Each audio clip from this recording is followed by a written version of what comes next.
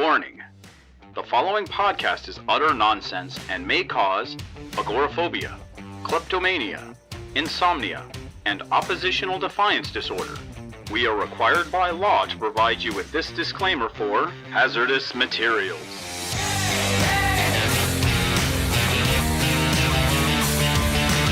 And welcome to Hazardous Materials, last week's comics this week, wherein we look at the comics that happened last week, this week, a day before the new stuff happens. And we sprinkle in a little bit of pop culture news from the past week on there just to fill out the time. My name's Casey Johnson, with me as always, Gideon Gonzalez. So, we missed a week. We did. We actually decided that we were going to have a Halloween. Yes, we took the holiday weekend off, as we should. Did you do anything for proper Halloween? Yeah, watched some movies with friends. Did you? Oh, actually, I've got a big bombshell for this. Oh. So I rewatched the 2001 major motion picture 13 Ghosts. Whoa, that's some early stuff. I mean, you don't have to patronize me, but the all-time did you ask your mommy and daddy for permission? From 2001. So what I realized this viewing of it, though, A, Matthew Lillard's a gem. It is. I knew that as always. I think he's underused. So do you remember the Juggernaut Ghost from that movie? I do, actually. I saw this movie recently as well. Oh, man. Well, he's got the gray hair and he's got Alex Ross just like wholesale stole that design for Solomon Grundy in Justice. Yes. Like the sleeveless gray shirt with the gray pants and normally I'd be like, okay, it's Solomon Grundy. Like, that's kind of how he's always looked. He was born on a Monday. But then he's got all those, like, the shotgun bullet holes in his face, like the Juggernaut does. And this is the ghost that they captured in the very beginning of the movie when they're in the wrecking, the wreck place where you wreck cars, junkyard. Thank you. He was like crushing people's bodies and stuff. And I was always surprisingly B movie as that was. It had a couple of A-listers in it, and I actually did want to get into like a book that described like the Black Zodiac and stuff like that. There is on the DVD there is a special features of like biography for all the ghosts, and they are all mostly very disappointing. Oh, you know what? I think we actually talked about how disappointed we were about that. It's a lot less cool than you think it would be. But that's enough about what I did over Halloween. Let's dive into our books from last week that we need to catch up on. We don't want to talk about what I did for Halloween? What did you do for Halloween, Casey? I handed out comics to kids. Oh, that's very cool. I did not hand out candy. I did get some strange looks, but once I explained, hey, these are free, you can have them, I assure you, then they were okay with it. So that was kind of cool. I'm going to keep doing that. Maybe next year include a candy with the comic. No candy. Convince them. There will be no candy exchange. If there's candy, it's staying in my house. So we missed a week, and a couple of gems did come out from the week that we missed. Excalibur and DC's new reboot of the Hellblazer series with the Black Label book. Ooh, it's fancy.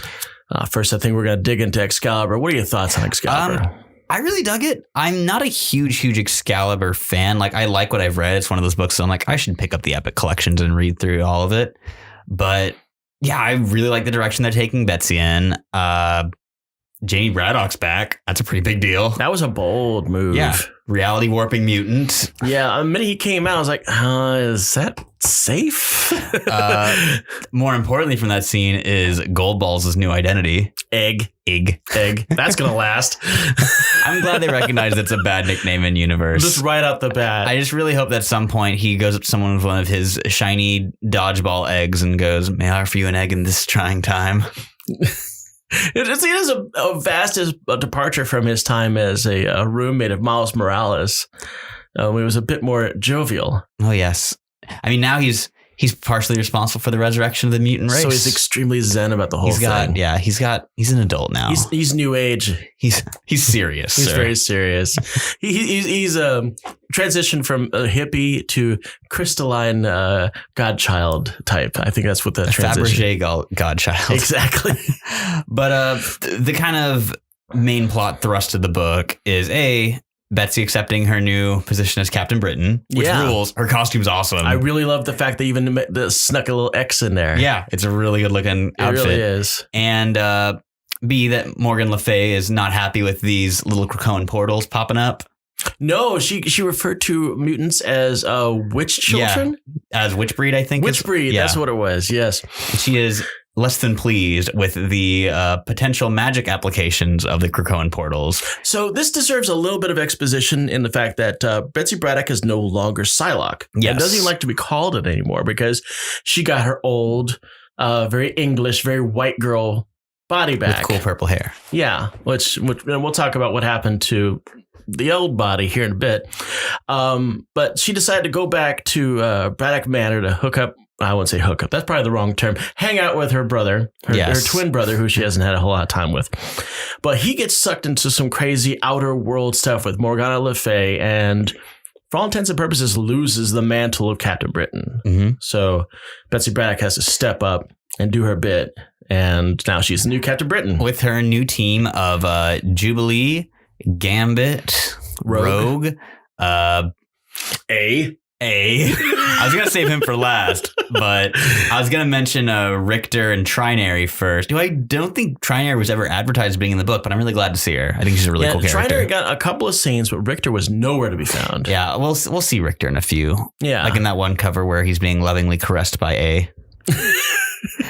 A is a gentler, more noble Apocalypse. But he's still got them big hands. And Gambit is not a fan of his still. I mean, I'm not a fan of Gambit. I can understand why no one would be really a fan. Although he knows that Gambit is now rocking a more modern version of his outfit. It's still a bad outfit. It's still awful, but he's wearing a more modern, colorful jacket and not the leather brown of the 90s. Yeah. I mean, I support Gambit and Rogue doing their best to make more mutants. Oh, yes. I wish they didn't have to be in a book that I enjoyed. I'm really curious about all the Apocalypse stuff because I'm really, really digging Teenie Howard's take on Apocalypse in this book. Well, he's clearly guiding pretty much the entire angle of this book. Oh, yeah.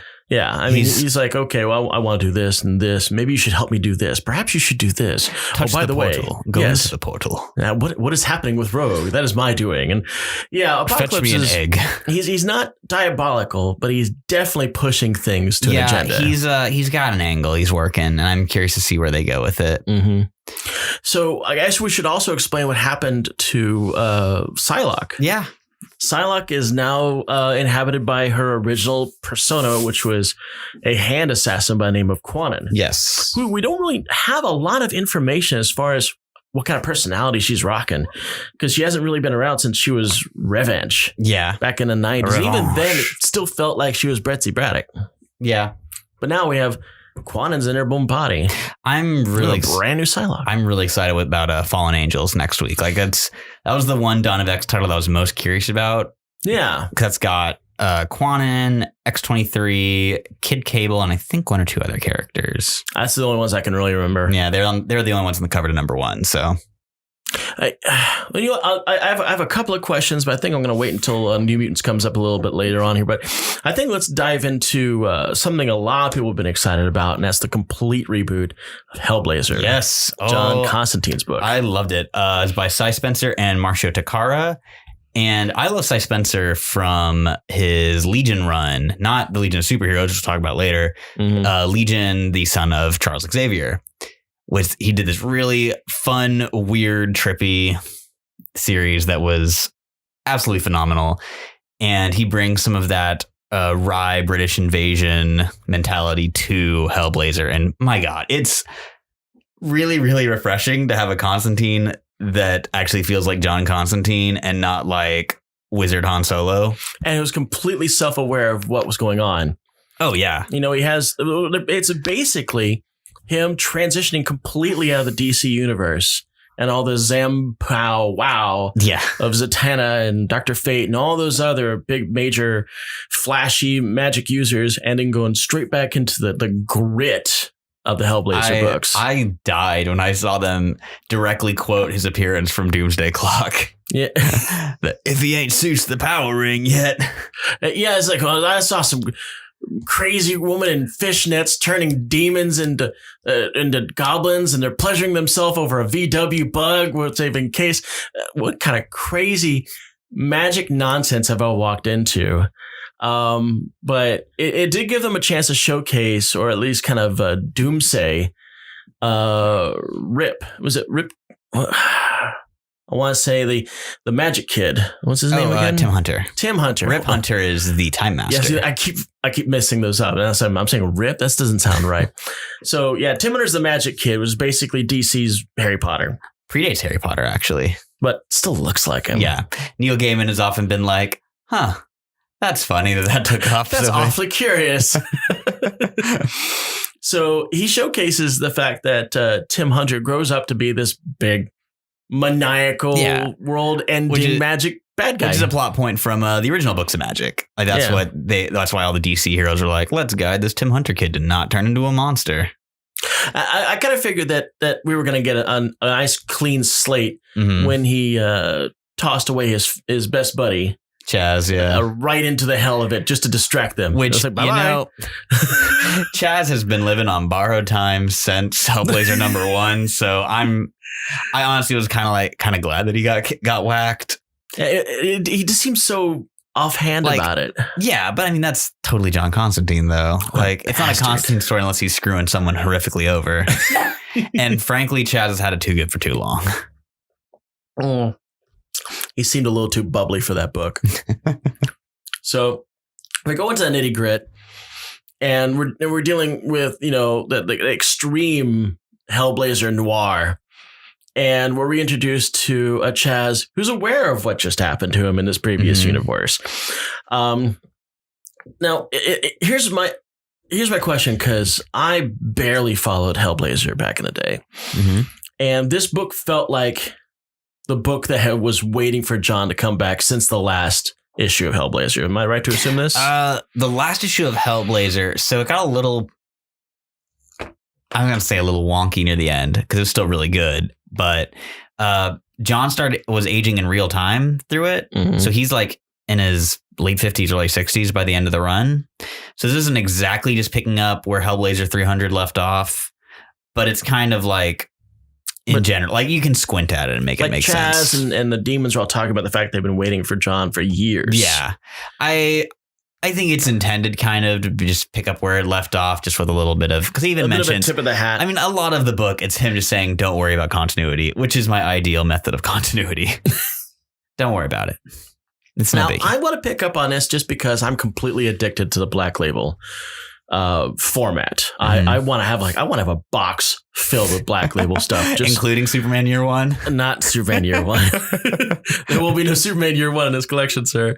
Which means I'm probably gonna end up having to get in on this old Hellblazer thing and kind of figure out what I missed out on back in the 90s. I don't know if the new because this one was not in the Prestige Plus format that all the other Black Label stuff is. No, it's just a regular sized comic book. Yet it was still Black Label. Yeah, but I think they want you to be able to organize it with your Hellblazer stuff. So I'm thankful for that, because I don't want to buy a magazine box. Smart. I see. I'm already thinking I'm having to buy a magazine box with all the Harleys and Jokers that they've been cranking out. Question's coming out, I think, next month. Question's not really I'm not a big fan of. Jeff Lemire and Dennis Cohen working on it, though. It's going to be a cowboy issue. Like, that's a selling point.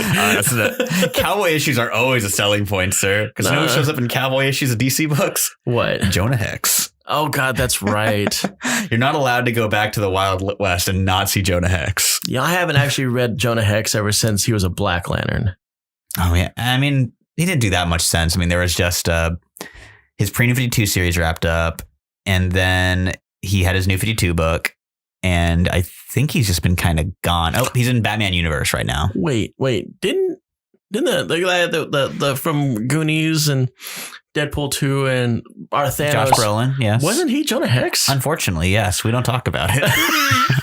I totally forgot about that. I remember the first time I saw a trailer for it, and I was like, this doesn't seem right, but I don't know enough about Jonah Hex to dispute it. When he's like resurrecting people and stuff, I was like, I'm fairly certain he's just a cowboy.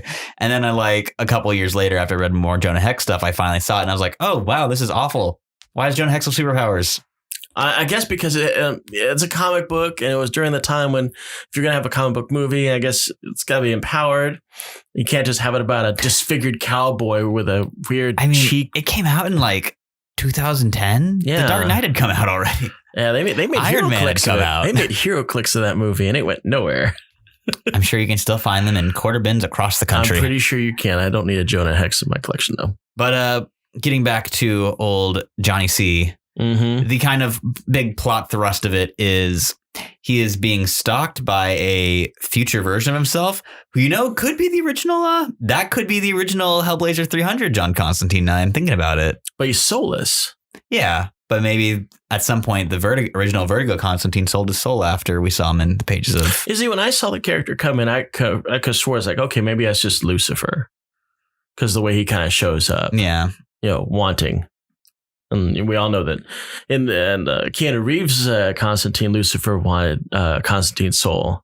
And it was the soul he would willing to come collect himself. I don't know how much of that really happened in the books. I'm deferring to your knowledge. Here's on what this I'm kind of character. hoping they're doing with it. I think that it is Vertigo John Constantine, who at the end of his rope, or is probably going to die very soon, and has already sold his soul and is not looking to pay back that debt. Yeah. So he's trying to get another John Constantine to pay it for him. He's trying to sucker him. Yes, exactly. Because John Constantine always screws someone over. Like it's not really a classic Constantine story. And now he's trying to screw himself over. I wonder how that's going to go. I really hope that's the direction they're going with it, especially with how crazy Cy Spurrier gets in a lot of his books. Like, this seems right up his alley. I'm super hyped to see what they do. I think it's a fair assumption that old Constantine's probably going to get screwed over in a last Someone's minute. getting screwed over. So that eclipses pretty much what we had from our Halloween week.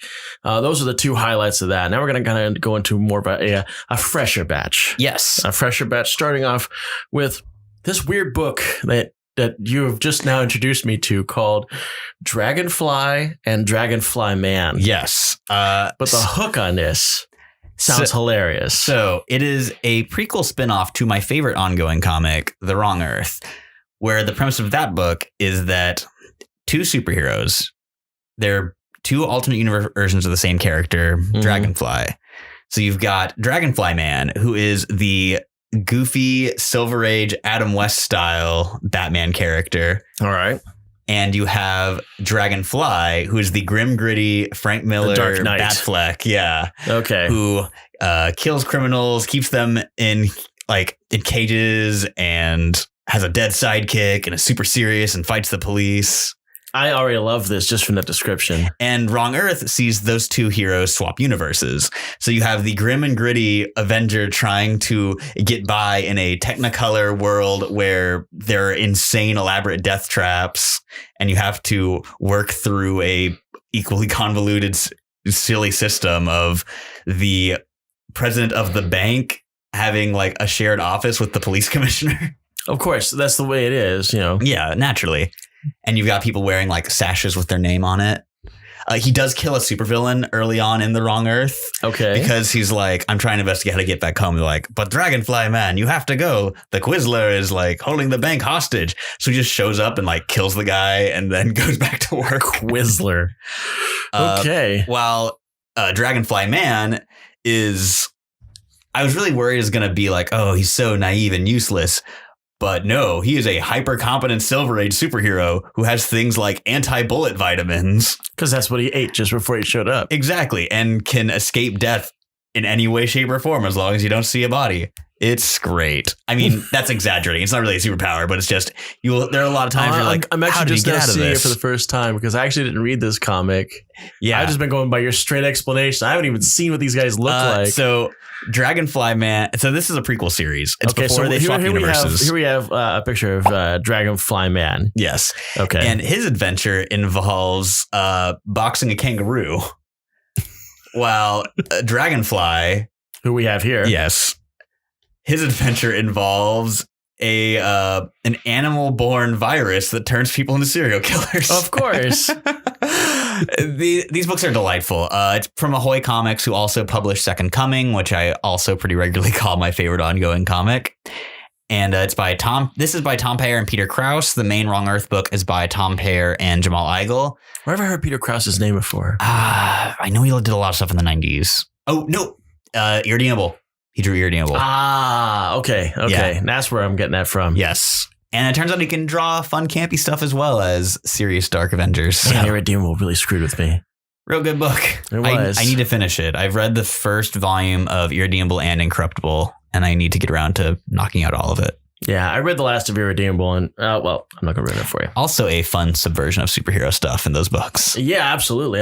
But yeah, if you like superhero comics, you should read The Wrong Earth and Dragonfly and Dragonflyman. We actually just got an employee recommendation section at my work, and I just put Wrong Earth on there because like people need to read it. I didn't even heard of Ahoy Comics. That's like they're so good. They're one of my favorite companies right now. They also do Edgar Allan Poe Snifter of Terror, which is a fun, goofy horror anthology. Okay, all right. Ahoy Comics. We'll put up their logo here. Yes, please buy their stuff.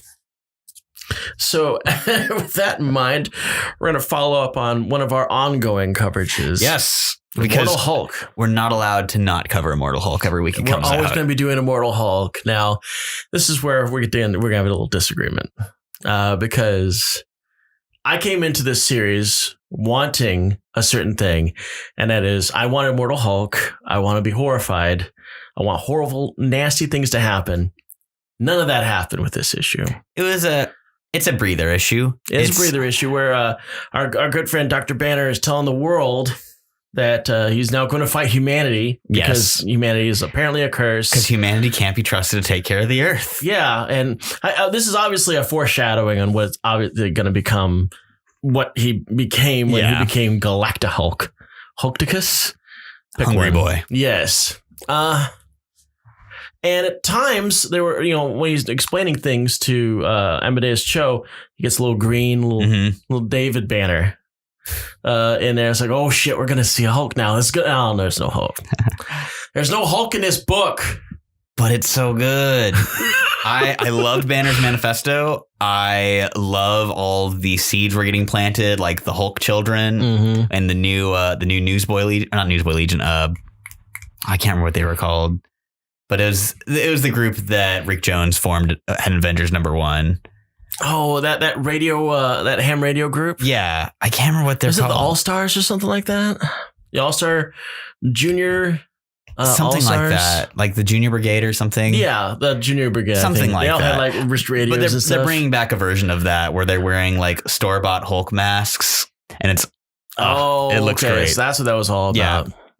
I also know that Doc Samson's back to wearing his little red short sleeve shirt with a little lightning bolt on it. His best costume. Although I am also partial to sports coat and ponytail Samson. Yes, psychiatrist Samson. Exactly. Professional Samson. Although I'm not opposed to athletic wear Samson. It's a good look. The square cut collar. Yeah, where'd that look come from? I mean, that's just such a random look. It's like, okay, we got this new gamma mutate, which is what they're calling Hulks, and apparently in the Marvel Universe are gamma mutates. Mm-hmm. And the idea that the reason why all the gamma mutates seem to have split personalities, much like what has been exhibited with Hulk, now She-Hulk, to some degree also Leader and Doc Samson. Mm-hmm. Yeah, so why is Doc Samson wearing a red t-shirt with a lightning bolt on it? It's a good look.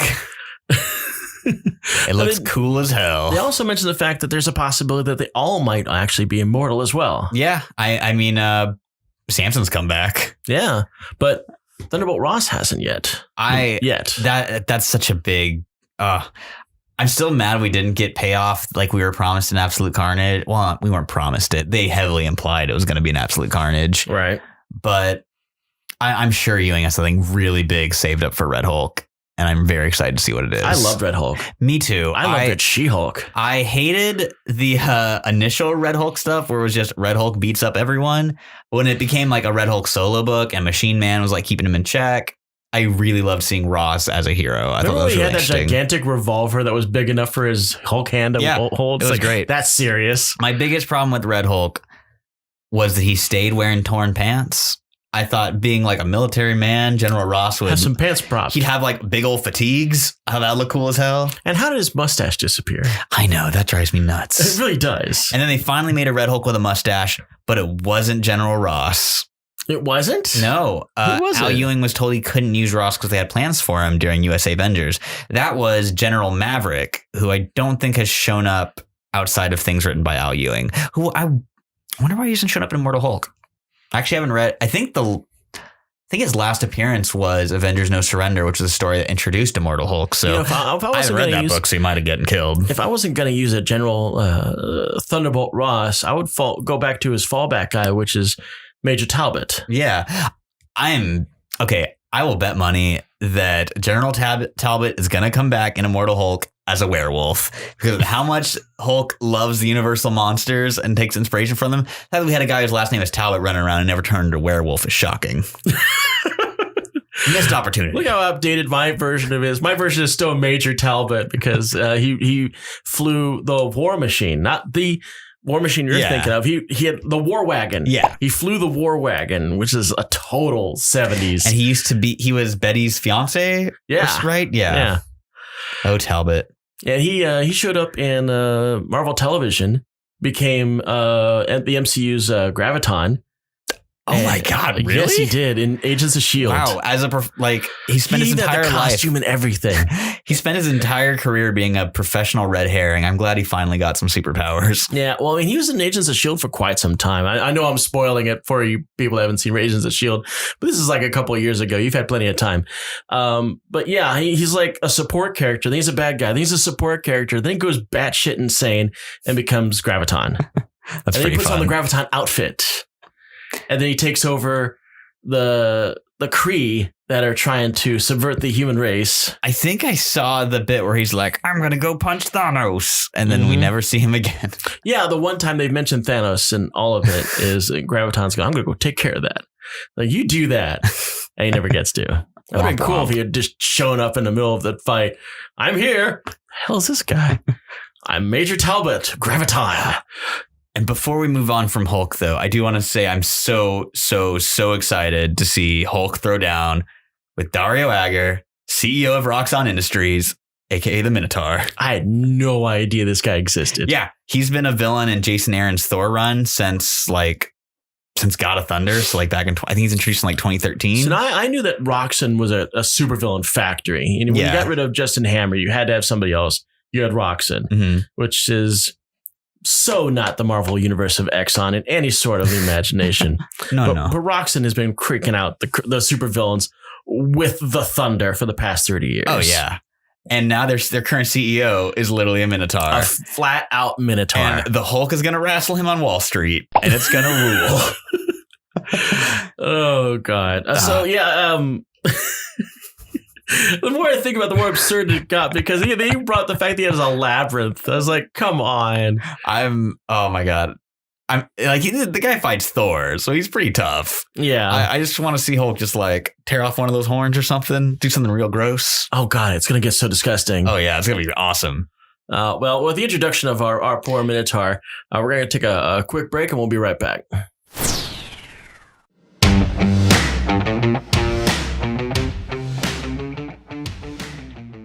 Hey everybody, and welcome to episode 12 of Hazardous Materials, last week's comics this week. This is Brooke with Haphazard Fiction, and I want to thank everybody for tuning in to us this week. During these breaks, one of the things we've discussed most often is Patreon and how you can become a patron and help us that way. All I really want to talk about today, guys, is with this YouTube channel, how can you help us here? We would really love a subscribe. If you guys have it in you, if you like what we do and want to stay consistently posted on what's coming up with us, throw us that subscribe. But give us the likes. And one of the best things that you could possibly do for us is give us feedback. Throw us comments, good, bad, or indifferent. What you like, what you would like to see us change, what you might like more of. Let us know what you want, because ultimately, guys, that's what this is all about. We want to be able to produce this podcast for you.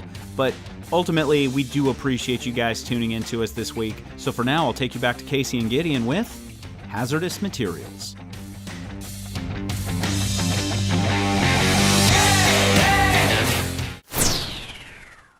And we're back.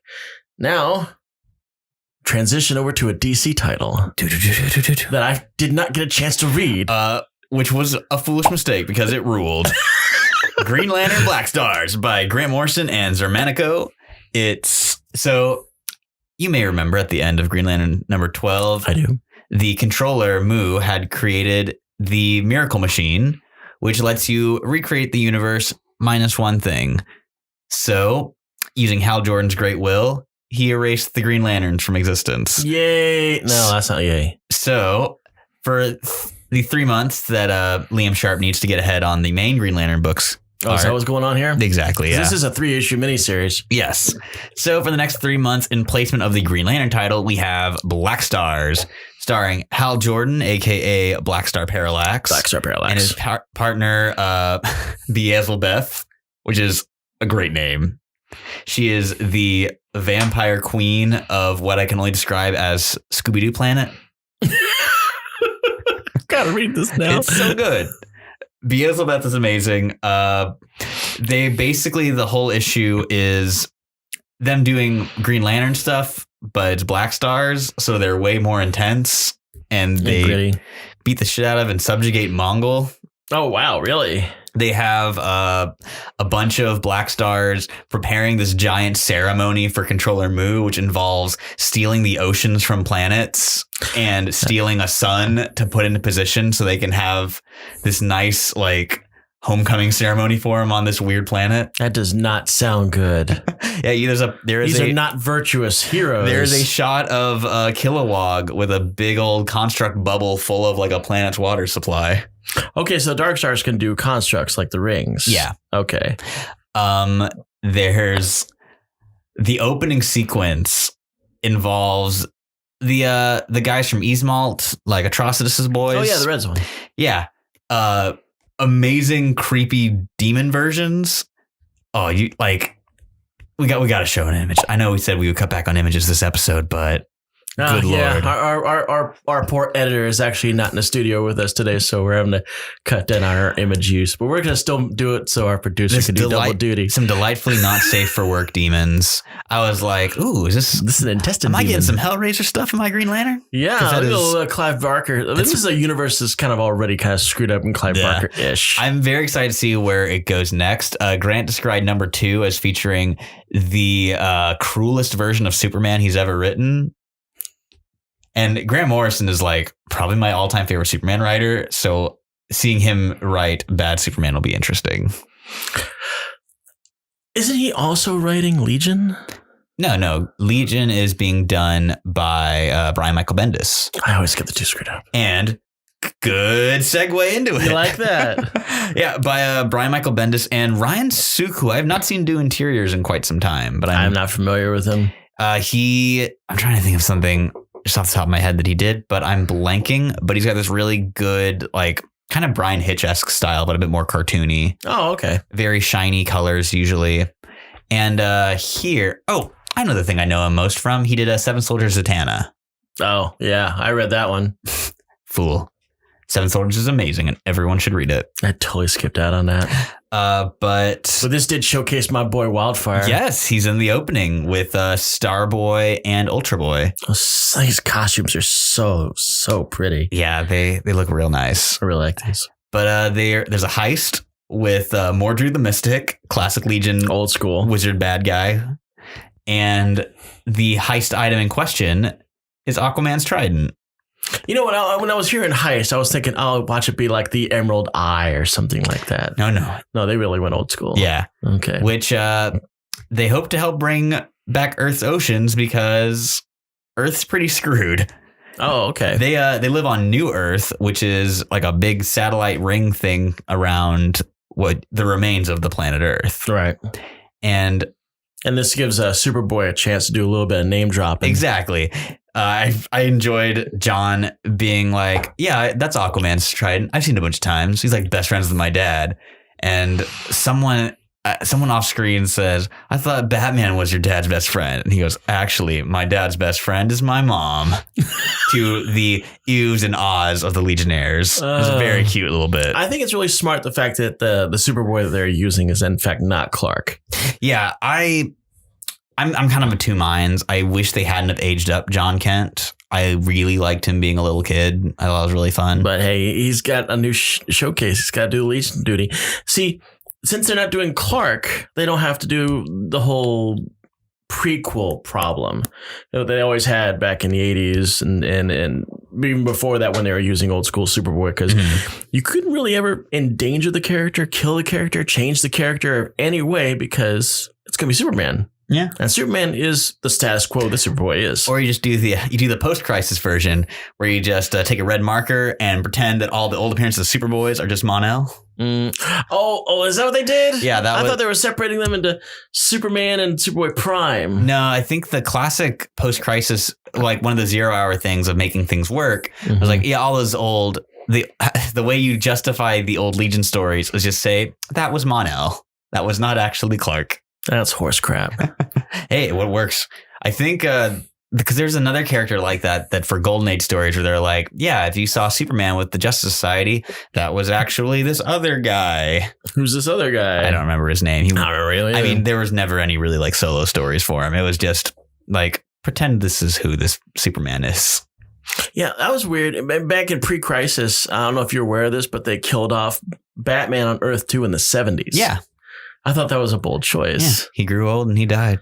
Yeah. And he had a kid and the original Huntress. And probably the ugliest Robin costume ever, as you can see right here.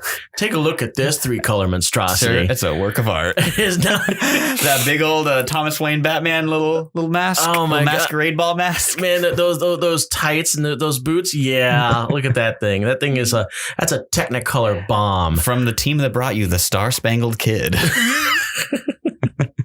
God, even as a kid, I knew that thing was hideous. And I had no taste as a kid. But even you knew that something was up with there was something wrong with this Robin. The All-Star Squadron. All things wrong with this. Now, how'd this wrap up? You've got the mystery of the Trident. You've got the government for the planet being like, why did the Legion bring back Superboy? That's against the rules. So we're going to see the Legion button heads with the government and trying to figure out how to use the Trident to restore Earth's oceans. Are the science police still a thing? I don't think they're named, but I'm assuming they'll probably show up. I always thought that was such a random name for it. Science police. Well, they're cops in science fiction, obviously. Yeah, the science police. I feel like that's the kind of guys who should be chasing like Rick Sanchez around the universe. I am very excited for a sci-fi cop movie I'm getting to watch soon. It's I can't remember what the title is, but it's Rutger Hauer basically versus the Predator. Really? Yeah. One of my coworkers has been just like raving about it for months, and he finally lent me his copy, and I'm very excited to watch it. You're gonna have to name drop the name of that movie. After I watch it by next week, I'll probably be like, "Oh my God, Rutger Hauer killed the Predator, and it was awesome." It is a bootleg DVD, however, which I noticed when I looked on the back, and I was like, "That is the poster for The Dark Knight." You know what I'm excited about now? I'm thinking about it is by the time this episode airs, not only will Rick and Morty have started up their 4th season, but The Mandalorian will have come out. Ooh, exciting! That's some good times. Wait, I thought The Mandalorian's coming out next Wednesday. The 12th. When's Tuesday? Oh my God, you're right. Good Lord, I'm that smart. Wow. What a time to be alive. What a time to be alive. Mandalorian for everybody. So I guess jumping back into Disney's coffers, let's talk about Amazing Spider-Man. Let's talk about Amazing Spider-Man. I don't have a ton to say about it, to be honest. I don't either. My biggest thing is the retcon with Silver Sable, because we already had a solution for it, but now we're making another solution for it. Yeah, so basically there was a storyline where good old Pete was rocking an armor, like a superpowered armor, and he was partnered up with Super Sable, and she got blown the hell up fighting Doc Ock. I thought she was fighting the Rhino. No. Rhino took care of it the second time. That's right. Yeah. Doc Ock blew up. It was Doc Ock's ship. Yeah. And they blew up, and you're pretty much left with the deep impression that Silver Sable had been killed. And then she comes back spry as all get all, just to have Rhino put her in the dirt. Yeah. Then you find out LMD, everyone, and that Silver Sable was indeed actually in that fire explosion, and it screwed her up. Yeah. Big time. Take a look at this. Not only do you find out how absolutely screwed up she is, but the Foreigner has been trying to get the Infinity Formula to make his lady love back into her original form. Good for the Foreigner. He's a good guy. Speaking of villains that haven't shown up like since the 80s / early 90s, the Hitman is in this? The Hitman. When the hell have we seen the Hitman last? Yeah, I could have sworn Scourge killed him like in the 80s. Yeah, like I'm pretty sure the last thing I saw was was that like the Enforcer? That's the Enforcer. Enforcer, but Hitman. In Spectacular Spider-Man in the 80s, because he has that garish orange and yellow outfit. And I remember Spidey wrangling him with the Punisher. I mean, he's guy with gun. He's guy with gun. And of course, some of the storyline showcases that Sokovia. Is it Sokovia? No. What is Silver Sable's? It's like Sokovia? That place is apparently neighbors. One of Marvel's many fictional Eastern European countries. Yeah, while we're talking about that, it's also apparently neighbor and natural enemy of Latveria, our good friend Dr. Doom's hangout. Skull. Oh, I'm gonna bang in my head trying to figure out this country's name for the rest of this episode. Now, this was something strange. I brought this up to you right before we got started because Dr. Doom #2 also dropped this week. And Dr. Doom is apparently a factor of the cliffhanger at the end of this, because you got Hitman up on top of the building, and he's getting ready to shoot Dr. Doom, which we know is not going to work out because it's freaking Hitman, and Dr. Doom's armored the hell out, doing his thing, strutting.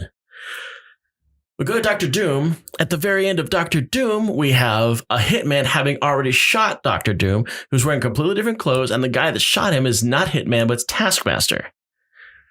And I'm wondering, were the writers aware they were doing the same cliffhanger ending for both books in the same fashion? And there's another book this week that had a cliffhanger ending involving someone getting shot in the head, but we'll get to that 2 books from now. Oh, yeah, that's right. Yeah. 2 books and 7 men from now. At least. So, yeah. Amazing apparently is showcasing Dr. Doom, and Dr. Doom is showcasing Dr. Doom. And Dr. Doom is apparently getting shot or has already been shot at by an assassin. You know, that's just the cost of being Doom. People coming for you left and right. Or either that or somebody in the editorial pool was like sharing notes with the wrong office. Here, do this. No, here, do that. No, wait a minute. Okay, but you guys exchange notes. Everybody shoot Dr. Doom in the head. Damn. Okay, we'll figure this out. We'll fix it. We'll fix it in post. Yeah, despite a lot of hullabaloo about 2099, he's not really much in the. This is the second issue in a row where it's just like, you get 2 pages of old Miguel. Yeah, I mean, it's really. I mean, and this is supposed to be the first issue of the big 2099 showcase. Matter of fact, so much so that on the back has its usual checklist. And this is the first issue of that series. But it doesn't really seem to be showcasing anything except the fact that, like we figured, 299 can take a hit when he falls. Yeah. He got right the hell back up. I almost dropped my 1 F-bomb on that one. I'm saving it. Saving it. So, amazing. Not quite that amazing this week. No. But, what's pretty fun, or at least I got a good kick out of it, was New Mutants. I love New Mutants. Now, I should showcase the fact that New Mutants is really important for me. I grew up on New Mutants. When New Mutants first came out, I was really, really, really, really young. And so that was kind of my X-Men. So I was really excited to find out that not only were they rebooting New Mutants for Hickman's X-Men series, but he was getting as many of the old schools back as he possibly could, with Magma and Warlock strangely absent. Yeah. Warlock is either one of them. Warlock's attached to Cypher right now, isn't he? Kind of. It seems like it. Yeah, but he's not talking. Yeah. And where's Magma? Where has Magma been? Last thing I remember seeing with Magma was when she went on a date with Mephisto, and that was pretty fun. That was a messed up little storyline there. Because Mephisto wasn't really completely aware that he was Mephisto, and if I'm remembering that right. I mean, he was kind of a perfect gentleman. Yeah, he was a nice guy. He was like, I just want to date Magma. She's kind of a nice lady. He was like, this isn't Mephisto. It's like Teen Mephisto or something like that. Teen Fisto. So, the Starjammers are... basically what happens is everybody's getting together, having this big get-together with the old school. You got Mirage, Karma, Wolfsbane, Sunspot, and you got Mondo and... Chamber from Generation X. Yeah. apparently getting this party together, and one of this offhand goes, this would be great. All of us getting together. If only Sam was here. Boom. That's how our story starts. We're going to space. We're going to space. I got to get my boy because Hickman loves him some Sunspot and Cannonball. Because they're the ultimate mutant bromance. They are pretty great.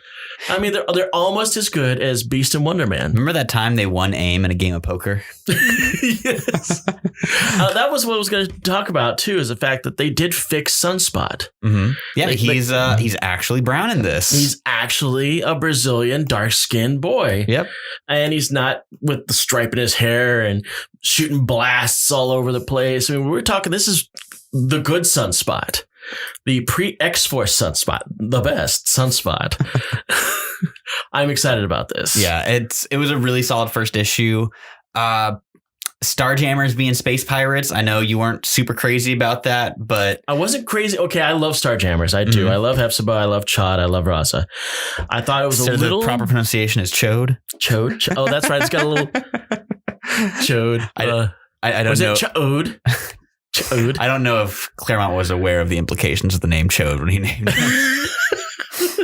Well, I thought it was a lot of characters. Like granted they are pirates, but I mean that's Cyclops' dad, who did abandon Cyclops to be a space pirate, and I guess to keep the trend up, takes the mutants out, and when it even gets slightly wrong, he's like, well, they're on their own. Bye bye. Bad with kids. Ditches them flat out. He's gonna go hang out with his skunk girlfriend. Yeah, I did like the fact that there was a little bit of an off-camera transition where Sunspot goes, I'll go rescue them, and to, okay, we give up. I love that. That was so good. Him like looking at the camera and being like, this is the part where I make a daring rescue. It was so Looney Tunes. I loved it. They were so on the ball with Roberto's personality. Yes. First time in years I've seen the proper Sunspot. He was so much so expected him to name drop Magnum PI, because now that there's a new show, Magnum PI, he could do his Magnum jokes again. What a time to be alive! What a time to be alive! So will we get an issue with Sunspot wearing jean shorts and Hawaiian shirt? If only there's a god. I will say I also really liked Magic being written as a person, not just spooky girl. Yeah, her coffee addiction was great. Oh yeah. I will cut you. The sword fight was delightful. But it was nice seeing Magic do more than just like glower in a corner in hot pants. Yeah. You cut my arm off. You broke my nose. You'll get a new arm. Like, yeah, my nose is real. So yeah. I've been a fan of Ileana ever since she jumped into New Mutants with number 15, where we thought we were going to have Kitty Pryde as part of the New Mutants, and she was for all of a issue. Kitty Pryde ain't joined no X-Babies. No, she's not doing that. She's apparently an A-lister. And the New Mutants at the time were B-listers. There were no other X teams. There was just X-Men and the junior varsity, which were actually not even organized by Xavier. That's a little known fact that they thought Xavier was dead. Yeah. And they had a Loki. You know how Loki kind of created the Avengers by doing his machinations? Well, the Xavier that got all the New Mutants together was a Brood. Mm-hmm. That was weird. Strange times. The Brood are the reason the New Mutants exist. Good going, Brood. Brood Saga, some good stuff. But yeah, New Mutants, once again, Docs delivers. Donna Vex is hitting it out of the park. But I will say, we did get our weakest Docs book yet this week. Yes, the dark shadow of the New Mutants. Back when New Mutants ended with issue 100, when Liefeld put his cancerous work onto paper and transitioned them into the edgy X-Force. And, I didn't hate the new X-Force book. I dug it. I didn't hate it either. It's just not nearly as good as the other books. It was not the shining gemstone that the others books have been. Marauders, Excalibur, and New Mutants, the X title itself, are all been just great books. Here's what I think my biggest issue with X-Force is it ends on a very cheap cliffhanger, which, spoiler alert, it ends with Charles Xavier getting shot in the head. No one's taking that seriously. Exactly. When we just had 12 issues establishing death isn't really a big thing. Now, I think there's an interesting angle they could take with it, which would be have the Reavers take out Charles Xavier, and then their superiors organize something in the downtime the X-Men have to take to get Xavier back up and running. So you could do a lot of screwing with international trade from Krakoa's diplomacy, and that could be interesting, especially with the book's label as being like the mutant CIA. I'm hoping they're going for more of those like global implication stuff, and X-Force doing the traditional X-Force thing of doing the dirty work to maintain this mutant society. You know what? Mystique and Sabretooth would have been great in this book. You know, they would have. But where the hell is Mystique? Instead, we get Sage, and who has one job, does not do it. I don't get Sage. She's got red glasses and she beat boops like a robot. The series that came before this was actually called Weapon X, but like the last part of Weapon X's storyline, it was basically finger quotations Weapon XForce. Yeah. And that had Mystique. It had Sabretooth. But didn't have Black Tom Cassidy. It did not have Black Tom Cassidy. The breakout star of this book. It did have Omega Red. Yeah. Omega Red, pretty cool. But yeah, Black Tom was a bit of a surprise. He's now the ward of Krakoa. Yeah, I really like how it's using his wood powers. I love how he's being drawn. Josh Cassara did the art in this. And he does such a cool thing of having just constantly roots and twigs coming under his skin. Ugh, it's really good. And apparently his sense of identity is a little off because he keeps referring to himself in third person. I had to reread that. I was like, remember reading that? I love Charles just like taking the time out of his day to be like, you know, Black Tom, nobody likes you. Everyone said I was a fool for but I like you and I trust you. He's just like, damn, Charles, at it again with the negging. Hell, you gotta bring the bad boys in line. Gotta give them jobs. It's true. And we gave Sage a job. She screwed that up pretty bad. And then gave Pyro a job. Oh my god. So the way the Reavers get onto Krakoa is they dive from an airplane. They hijack a plane and then dive from it into Krakoan airspace. And previously in the issue, we had seen Domino get captured. Yeah, and no one came to her rescue. And so we have dire thoughts about poor Domino. One of Sage's jobs is that she monitors who's coming in and out of Krakoa. So her little reading thing is like, oh, cool, Domino's diving in. We see the Reavers having these streaks of stark white patches on their skin, with the implication that they skinned Domino and are using her skin to get into Krakoa. Horrifying. Now I can get it. Okay, great. You know, Domino's coming in. We read her DNA. There's 4 freaking people not dive bombing into this. 4 We're Dominoes. clearly not mutants. Cole, Macon, and Reese, and some identifiable woman who I think is probably Cilia. Maybe. Yeah. Cilia and Cilia. Yes. Apparently no one can kill Cole, Macon, and Reese. Now, Cole, Macon, and Reese are actually the 3 of the Hellfire guards who were mauled by Wolverine when the X-Men first encountered the Hellfire Club, way back before Dark Phoenix. No, that's during Dark Phoenix Saga. It was actually the very beginning of Dark Phoenix. It was when it's like the issue Wingard right before is messing with her. Yeah, and it's Leland, part of the Dark Phoenix Saga, but she hasn't become Dark Phoenix yet. Yeah, so apparently there was a mutant amongst Hellfire who's probably now alive again, and is Henry Leland who could control gravity. Yes. I remember Henry Leland. Yeah. Remember when he floated old Nimrod in space? No. There was a big fight and they had to like float Nimrod way, way up so they could crash him back down. Or is it Colossus? I bet it was Colossus. I think they had to like raise Colossus way up and then slam him back down. So what happened is Leland rules. Leland got a hold of Wolverine and he basically pushed Wolverine through the floors and into the sewers, and it gives us that classic scene, which you can see right here, of Wolverine turning around in John Byrne's finest moment, saying, "You've had your shot. Now I'm going to take mine." He comes back and totally screws over all the Hellfire Club. A whole issue of just Wolverine killing the hell out of people. Yeah, and so 3 of these poor guys, Cole, Macon, and Reese, joined the Australian cyborg group, the Reavers, and they're like the most human-looking ones, and they're always the ones that have visors on their eyes, so you can always tell who they are. And that's who I think these guys are. Even though you haven't named it, it's clearly them. Yeah, they got those big goofy goggles. Yeah, but X-Force was solid. I'm gonna stick with it because there's some interesting ideas in it, but it just didn't live up to the rest of Dawn of X for me. Yeah, I'm gonna get it. Just like I'm gonna get it all the other ones. Mhm. I really thought that Fallen Angels was gonna be the weak link in all this because it really doesn't have the it doesn't really have anything to live up to, because Fallen Angels was really just a one series of 8 issues of Sunspot and Warlock and a couple of hanger-ons. Yeah. And then that was the end of it. That was back when Sunspot was angry about being a new mutant. So I'm going to storm off and run away and join the Fallen Angels. He's a little runaway. This is actually how they encounter Boomer, if I'm not mistaken. She's escaping from Secret Wars 2 and Yeah, found and her way to Fallen Angels. she was working for the Vanisher as a pickpocket. Oh, that's fun. Yeah. And there's a Jamie Madrox dupe in there who is the fake Jamie Madrox from the first arc of All New X Factor. Huh. Yeah, the Multiple Man in there is not the actual Multiple Man. Fake Multiple Man. Mm-hmm.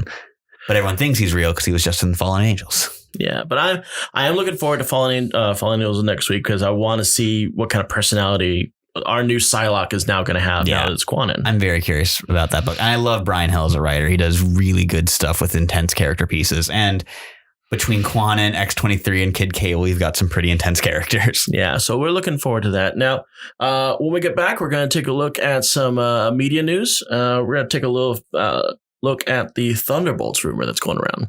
So we're back in a sec. And we're back. I'm ready to talk about some exciting pop culture news. Probably the first thing is the new rumor of the Thunderbolts movie happening is back again. Maybe it'll be a TV show. Maybe a movie. I'm always happy whenever this rumor pops up because I love the Thunderbolts. I absolutely love Thunderbolts. We all love Thunderbolts. We do. I love villain stories. I really want an excuse for more Sam Rockwell in the MCU. I mean, look how many freaking Thunderbolts there have been. Look at this cover. Yeah. It's covered in people. It's even got freaking Deadpool on it. There's a lot of people. Now I have to theorize. You have to survive an MCU because the whole the concept behind the Thunderbolts is that they're supervillains masquerading as superheroes, and they're usually supervillains that have been around. But the problem is MCU has a nasty habit of killing off its villains.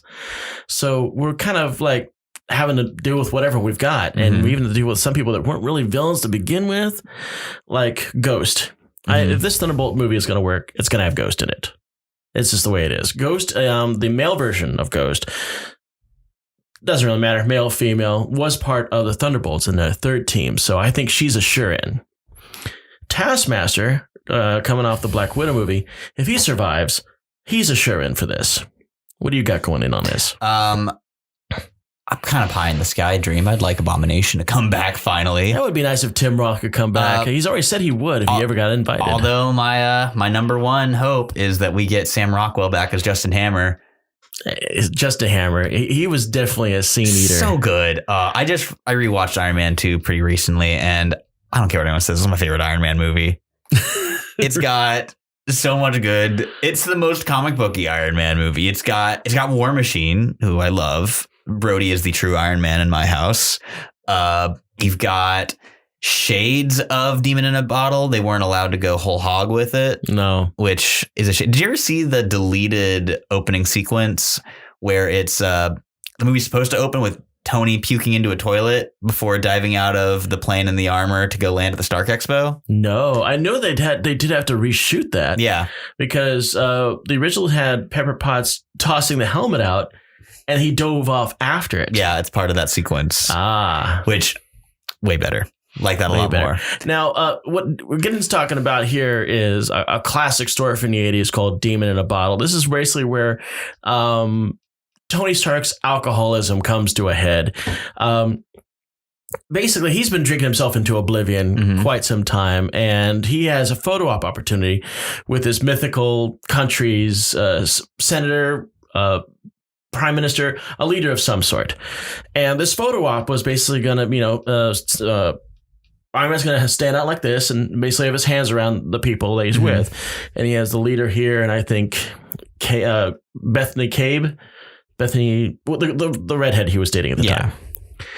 And one of his repulsors misfires and kills the prime minister with a blast through his chest. And one is by far one of the cooler scenes that I'm actually going to show it to you right here. Clear through, big freaking beam, man-sized hole through this guy. And so everyone's like, oh, wow, we can't trust Tony Stark and his own army. So drunk, he killed this man and all this other stuff. And then, of course, we find out later, even though he is drunk, the Hammer, Justin Hammer, had a hand in that, and he made his armor misfire. Lovely. It's a great story. So good. Probably never going to see it in an MCU film ever. No. Well, probably never because, our boy Tony's gone. Double dead. Super dead. Deserved it. He deserved it. I don't care for that Tony Stark fella. Oh my God. What's wrong with you? That's so un-American. I don't like him. He's a jerk. Next thing you're going to tell me it's not America's ass. It is America's ass. Okay. This is a Steve Rogers podcaster. This is a Steve Rogers. We're definitely Team Cap on this one. But speaking of the MCU, Kevin Feige said, come hell or high water, the Avengers will continue. The Avengers will decently continue. Doesn't really... I was like, well, duh. I mean, they just made the most money in history. Yeah. But I'm excited to see what they do with the lineup, or how much of the next movie will be, oh, we could never replace the Avengers and make me puke like Far From Home did. Far From Home was a fine movie. Be goddamn heroes. It's becoming more and more apparent that Disney's going to be using its Disney Plus Marvel shows as setups for their movies. The more I hear about it, I mean, we're getting news that not only is WandaVision being used as a setup for Doctor Strange Madness of the Multiverse, but also the Loki series is as well, which makes sense because the Loki we've got now is from an alternate timeline. Mm-hmm. And this whole Madness of the Multiverse is going to introduce the concept of the multiverse, which I swear to God, I bet you our boy Spider-Man's going to be in that, and that's when he's going to go to Sony. Pretty fun. I'm glad that they're finally integrating Wanda with actual magic stuff. Mm-hmm. That should be fun. There was a really fun Doctor Strange arc a couple years ago with Loki, Sorcerer Supreme. Yes, I remember that. Which I wonder if this will have any shades of that. I mean, I know I'm taking kind of a bold hope that the MCU would take something from the comic and do it and adapt it pretty faithfully. But I really like that story, and I would love to see a little shades the of it. Non-redemptive Loki is now part of this whole thing. That's true. Although they admitted, Kevin Feige did admit the fact that the Loki you saw in the first Avengers film was influenced by the Mind Gem. And that's the reason why he had a more sinister and villainous edge to him. Probably also why he killed my boy Coulson. Mm-hmm. I'll never forgive him for that. Okay, well. What a rude dude. What a rude dude. And yeah, his cap cards are covered in blood. We're all sad about it. Very dramatic theory. It was very dramatic. But that's the Loki we're dealing with. And I kind of just want to... Do we want to talk about V-Wars? I think we will. Okay. Just a little bit. Yeah. Go ahead. Okay, so Netflix picked up an IDW series called V-Wars. This is going to be starring, let's see, what our guy's name is? Ian Somerhalder, who played Damon in the Vampire Diaries, is not playing a vampire in this. He's actually going to be playing the human, the doctor lead. Good for him, playing against type. Yes, but he is in a vampire show. Hope that boy stays young forever. He's going to be pulling this stunt off. But yeah, this series is going to drop December 5th. V-Wars was... see, I'm not very familiar with this, but I'm a sucker for any vampire TV show or anything like this. Was written by Jonathan Mayberry and will be dropping on December 5th. December 5th. All right. Wow, that's pretty soon. Yeah, it's pretty soon. But that's Netflix for you. They don't really announce a whole lot of things. They like to drop things. Boom. This is happening now. This stuff's happening now. But forget all that. The real news of the week. Batman casting. Batman casting has gotten a little crazy. So who do we start with? I mean, when we're thinking Penguin, who could we possibly think of? I know who we're thinking of. It's Colin. Is it Irish icon of stage and screen Colin Farrell? Yes, indeed. Bullseye? Bullseye is Penguin. I love Colin Farrell. How the hell did they do that? I have no idea, but it's going to be amazing. It's going to rule. So, hey, do you remember when Fantastic Beasts had the opportunity to have Colin Farrell be their main villain in the franchise and decide to bait and switch with Johnny Depp? Well, I mean, they had to do the lame as hell. I don't know if it's lame as hell. I really like the way Johnny Depp looks in Fantastic Beasts. I think he looks lame as hell. I think he looks awesome. I can't imagine.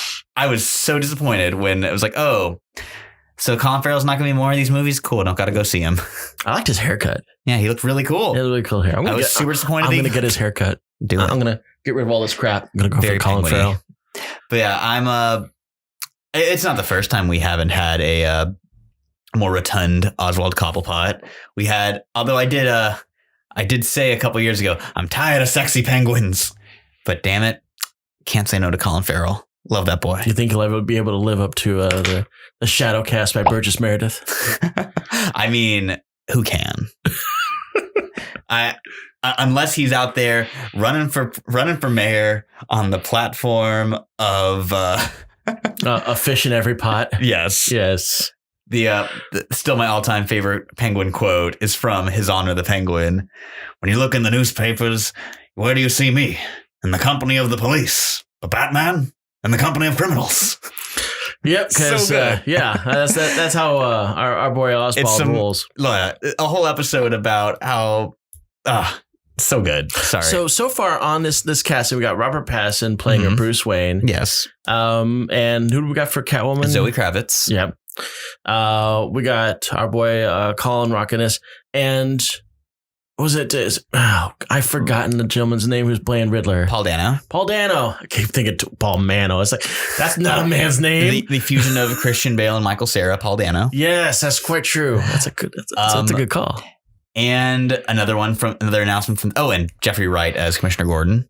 Oh, that's right. Mm-hmm. I love Jeffrey Wright in Westworld. Yes, so good. And another bit of casting news. 2 more bits of casting news came out this week. Okay. So first we have Andy Serkis as Alfred, which I buy that.